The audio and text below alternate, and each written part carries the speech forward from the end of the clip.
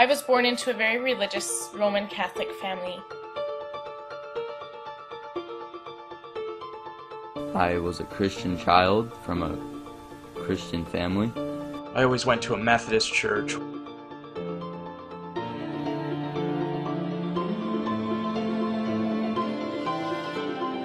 My country was mostly Christian. I was looking at the Christian church. I was born and raised in a very New Age community. I've been a Christian most of my life, though I was not a churchgoer until I was in my 40s. I went to the church, was praying at home, even reading Bible. I knew that I didn't get anything out of it other than, constantly being afraid that I was going to do something that was going to send me to hell. I felt like my mind and my thoughts were imprisoned.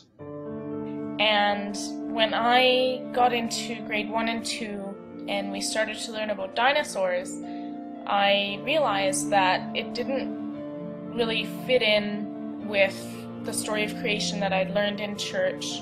And so I asked my questions. I asked them to my parents. I asked them to my grandparents. I asked them to a preacher, to a school teacher. And I asked my mom about it, and her response was that we can't take the Bible literally. You're thinking too much, or that's not what the Bible says, or you're interpreting it the wrong way. I remember one Sunday, the pastor said something compelling. He said, "You don't have to believe every miracle the Bible says that Jesus performed if that bothers you," which some of them did. The only one that you have to believe, he said, is the resurrection.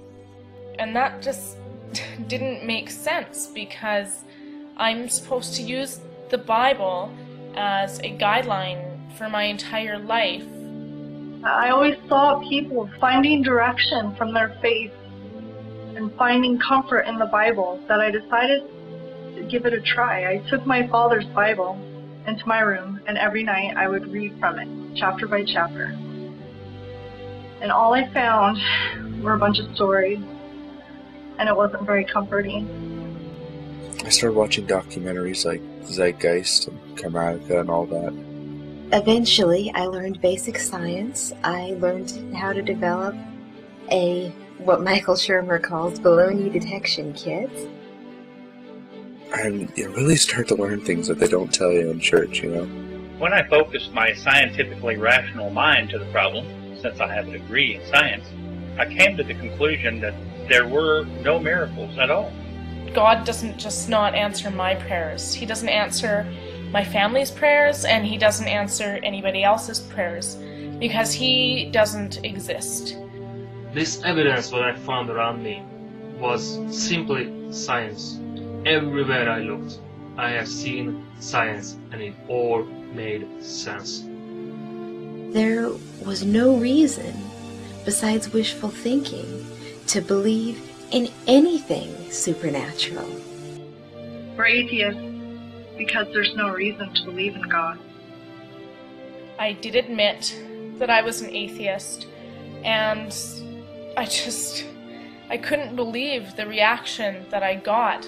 Pretty much I've committed social suicide by admitting that I am an atheist. It is particularly annoying when you're surrounded by a bunch of people who are believers and they start talking about religion. You say that you're an atheist and they somehow feel that means that they're entitled to an explanation from you.